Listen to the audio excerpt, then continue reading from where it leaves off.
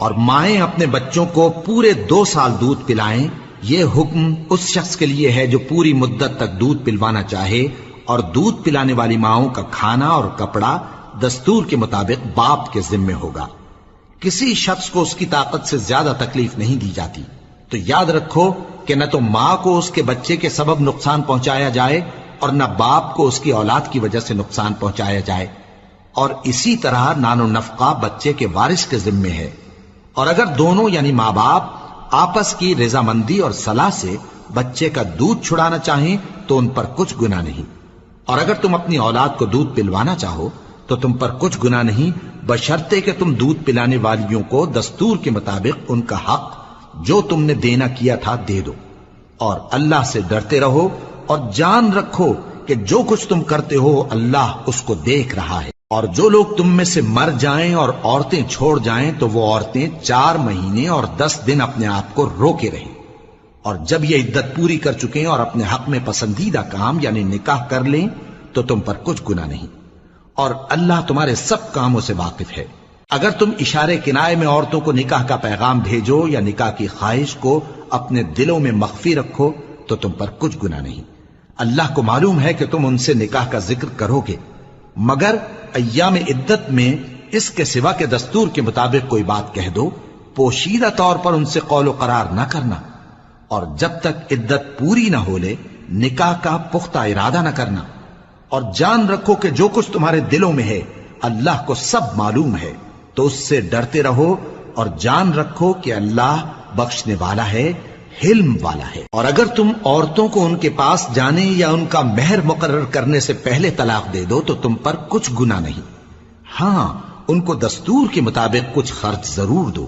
یعنی مقدور والا اپنے مقدور کے مطابق دے اور تنگ دست اپنی حیثیت کے مطابق۔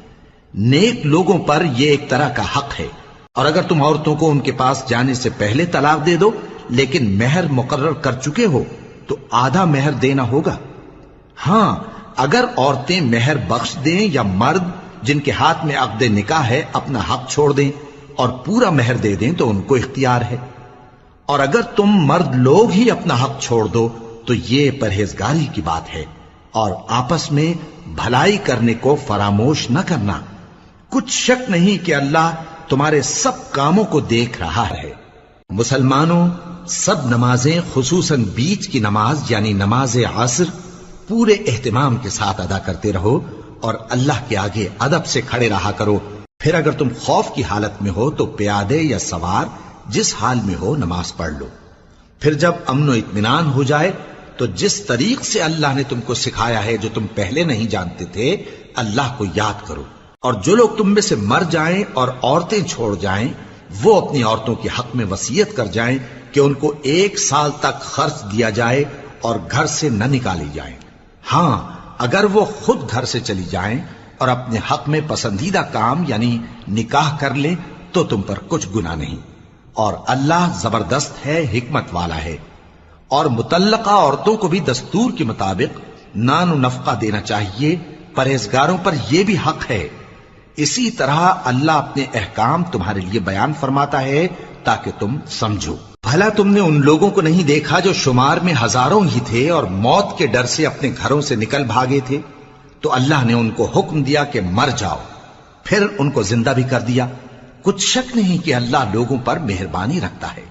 لیکن اکثر لوگ شکر نہیں کرتے۔ اور مسلمانوں، اللہ کی راہ میں جہاد کرو اور جان رکھو کہ اللہ سب کچھ سنتا ہے، سب کچھ جانتا ہے۔ کون ہے کہ اللہ کو قرض حسنہ دے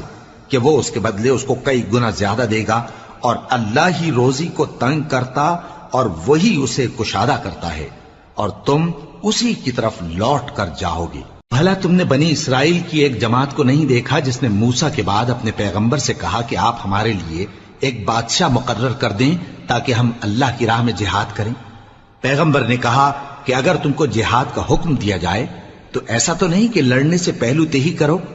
وہ کہنے لگے کہ ہم اللہ کی راہ میں کیوں نہ لڑیں گے جبکہ ہم وطن سے خارج اور بال بچوں سے جدا کر دیے گئے۔ پھر جب ان کو جہاد کا حکم دیا گیا تو چند اشخاص کے سوا سب پھر گئے، اور اللہ ظالموں سے خوب واقف ہے۔